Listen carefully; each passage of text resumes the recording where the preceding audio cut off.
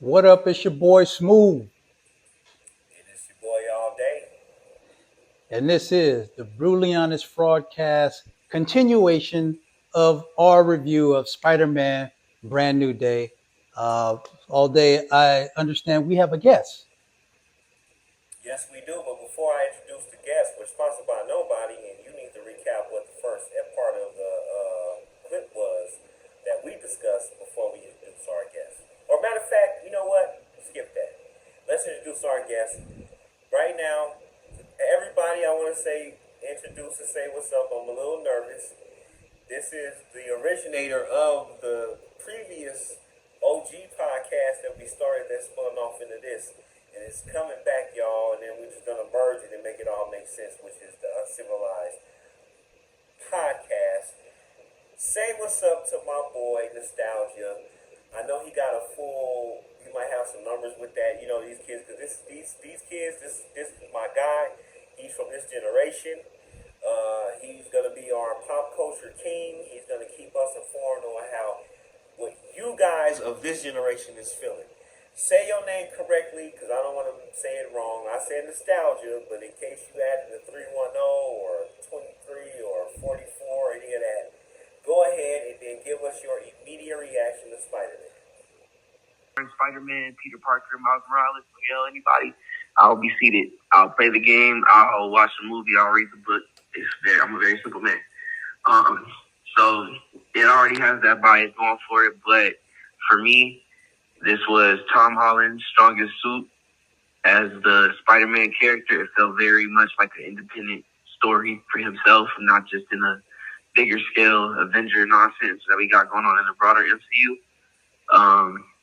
I was a bit skeptical about Jean Grey, just to keep it a buck, because when these MCU movies get into crossover territory, they tend to kind of get murky and diluted, and stories get kind of too much.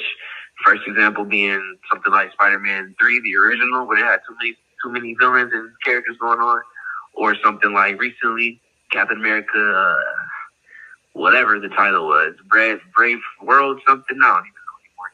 But that came out, and that was like a crossover with the old Hulk movie, and it just, to me, felt like it had a lot going for it. So with this one, I was skeptical about Jean Grey, but I feel like it was done in a very realistic, comic-y way where... Let me interject real quick and just say this real quick. If you know, it's fine. I just wanted to, so now that you've said some of the things you said, this is what we touched on, so you can touch on them too.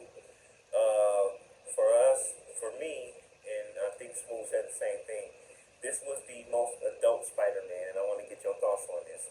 This was the most adult Spider-Man, and at first Smooth thought that I was saying this was the best Spider-Man ever because I said that No Way Home is better than this one. And before you give your thoughts on what I just said, let me explain. First of all, I'm not saying that No Way Home is the best Spider-Man ever. That we all know Tobey Maguire's Spider-Man 2 is arguably the best Spider-Man movie ever made. But I was saying it in comparison to the trilogy of the No Way Home, Homecoming, Far From Home, etc. That No Way Home, with how they brought back Willem Dafoe and brought back those three Spider-Mans, redeemed Andrew Garfield's arc. They killed so many birds with so many stones, with just one stone. I'm sorry, with No Way Home, and I think they should look at Brand New Day as like the Matrix trilogy. They, even though I just said this No Way Home is better, and then Brand New Day is number two, is for a reason. Brand New Day is its own story. It's very much adult. And what I love is, even though I just said this is its own story, it literally picked up where it left off from the No Way Home, which is with him jumping off the rooftops in the snow with the spider suit. And before I turn it back over to you, Caleb, this is what I was going to say with Smooth, and so I want to get both of y'all thoughts. And we're going to let Smooth go first before you go first, Caleb, which is this. This is what I love. In the previous Spider-Man movies, the suit was a co-star. Because in every other movie, he had a new suit. Everybody was anticipating what the suit is. You know what I love, you guys? I love that that was not a part of this. He wore that suit. There was no Happy Hogan didn't pop out with a machine saying, I got a new suit for you. So I just thought that was dope. And that's what we left off on the last clip that we did, part one. So, Smooth, I want to get your thoughts on what I just said about the suit. You already gave your thoughts about the adult part of it.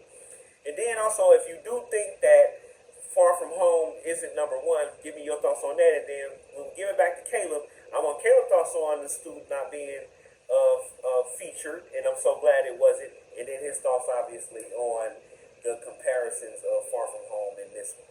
Smooth, you're up.